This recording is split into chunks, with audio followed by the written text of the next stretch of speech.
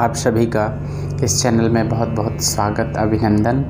आप सभी लोग स्वस्थ रहें, मस्त रहें, अपने अपने कार्यों में व्यस्त रहें, मैं यही ठाकुर जी से कामना करता हूँ। तो आज इस सत्र में हम विशेष चर्चा करने वाले हैं, क्योंकि हर जो आजकल का व्यक्ति है, सबके मन में यह विचार होता है कि हम नए नए दिनों में नए नए पूजन, यह उत्साह तो बहुत ही अच्छा है कि हम नित्य न्यूनतम जितने भी नए अच्छे कार्य हों, धार्मिक कार्य हों, इस क्षेत्र में बढ़ें। और हम उत्साहपूर्वक जब बढ़ते हैं तो हमारा मन जो भगवान में लग जाता है, हमारा जो विश्वास होता है वो भगवान से जुड़ जाता है। और मंत्र जाप मम दृढ़ विश्वासा, जिस चीज़ में आपका दृढ़ विश्वास हो जाता है वो सहज तरीके से और सरल तरीके से आपको वह वस्तु और जो भी आपकी कामना होती है वो आपको प्राप्त हो जाता है। तो आज इस सत्र में हम यही चर्चा करने वाले हैं, जो कि 30 नवंबर को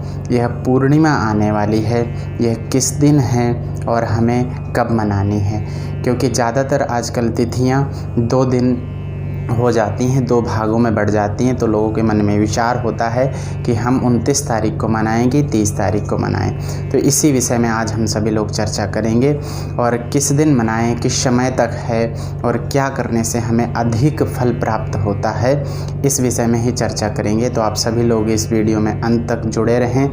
ज़्यादा समय आप सभी का ना लेते हुए मैं विशेष चर्चा में चलता हूँ। तो जो यह पूर्णिमा आ रही है, यह बड़ी ही विशेष है। इस महीने, कार्तिक महीना, इस विषय पर तो मैंने पहले भी चर्चा की है कि भगवान नारायण जो अभी हमारे पिछले भगवान एकादशी को, जो ये देवोत्थान एकादशी, इस दिन भगवान जगते हैं, तो भगवान नारायण का तो विशेष इस दिन प्रभाव होता है इस महीने में, कार्तिक महीने में। तो यह जो पूर्णिमा आने वाली है ये इसी माह के अंतर्गत आएगी। तो किस समय से हमारी यह कार्तिक पूर्णिमा जो है वो प्रारंभ हो रही है, तो शास्त्रों के अनुसार जो यह पूर्णिमा है यह 29 तारीख को दोपहर 12:47 से प्रारंभ है, और 30 नवंबर दोपहर 3 बजे तक यह पूर्णिमा है। हमारे शास्त्रों में कहा गया है कि जो उदया तिथि होती है, जिस तिथि में सूर्य उदय होता है, वही तिथि मान्य होती है। तो हमारा सूर्य उदय 30 तारीख को हो रहा है, तो हमें 30 नवंबर को इस तिथि को मनाना है। तो आप सभी लोग इसमें ज़्यादा से ज़्यादा, कहा गया है कि गंगे च यमुने चैव गोदावरी सरस्वती नर्मदे सिंधु कावेरी जलेस्मिन् सन्निधं कुरु। जो गंगा जल होता है ये बहुत ही पवित्र होता है, तो हमें इसमें गंगा स्नान का विशेष फल प्राप्त होता है। तो सर्वप्रथम बात यह है कि इस पूर्णिमा में 30 नवंबर आप जब भी जागें, क्योंकि हर व्यक्ति के मन में होता है कि हम गंगा स्नान करके पवित्र हों, और स्नान भी करें, तो किसी भी तीर्थ में जाके जो माँ गंगा में आप स्नान करेंगे वो 30 नवंबर को, अगर ब्रह्म मुहूर्त में हो सके तो अति उत्तम, विशेष फल आपको प्राप्त होगा। अगर ब्रह्म मुहूर्त में ना भी हो सका तो 30 नवंबर को ही यह स्नान संपन्न करें। बहुत से लोग दीपदान भी करते हैं, दीपदान का भी बहुत विशेष महत्व है इस महीने में, कार्तिक महीने में। तो आप सभी लोग जितना ज़्यादा हो सके, अधिक से अधिक आप लोग गंगा स्नान करें। भगवान सत्यनारायण, इसमें यह भी कहा गया है कि भगवान सत्यनारायण की आप कथा का श्रवण लाभ भी प्राप्त कर सकते हैं। भगवान सत्यनारायण की कथा श्रवण करने से अधिक गुना इसमें फल प्राप्त होगा, क्योंकि इस माह में विशेषतः सत्यनारायण भगवान का पूजन होता है। तो आप सभी लोग अगर संभवतः हो सके तो पढ़ लें, और नहीं कहीं आपको सुविधा प्राप्त हो रही है तो किसी से श्रवण भी कर लें, तो आपको विशेष फल प्राप्त होगा।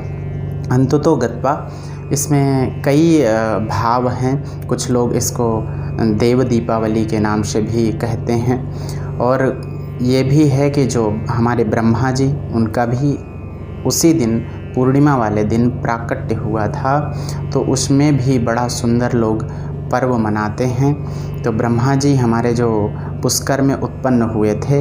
इस दिन कई लोग पुष्कर जाकर गंगा में स्नान करते हैं और दीपदान करते हैं, तो उनके घर में सुख समृद्धि का आगमन होता है। ऐसा बहुत से लोगों का मत और विचार है और शास्त्रों में भी इसका वर्णन है। तो आप सभी लोग गंगा स्नान का लाभ प्राप्त करें।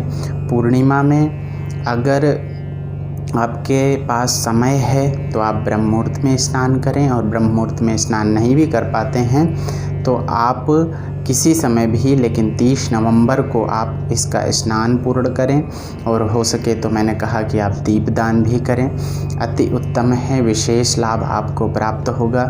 तो आप सभी लोग, जितने लोग भी मेरे चैनल को श्रवण करते हैं, आप सभी से निवेदन है, क्योंकि कुछ लोग ऐसे हैं जो मेरे चैनल को उन्होंने सब्सक्राइब नहीं किया है परंतु श्रवण करते हैं, तो आप सबसे निवेदन है आप सभी लोग इस चैनल को सब्सक्राइब करें, क्योंकि सर्वप्रथम आपके पास वो वीडियो पहुंचे जो भी यहाँ धार्मिक चर्चाएं हों, उसका लाभ प्राप्त करने के इस चैनल को आप सब्सक्राइब करें और अधिक से अधिक लोगों तक शेयर करें, और कमेंट बॉक्स में बताएं कि आपको धार्मिक चर्चा से लेकर कोई भी अनुष्ठान या कोई भी आपके मन में अभिलाषा है तो इसमें आप कमेंट बॉक्स में बताएं।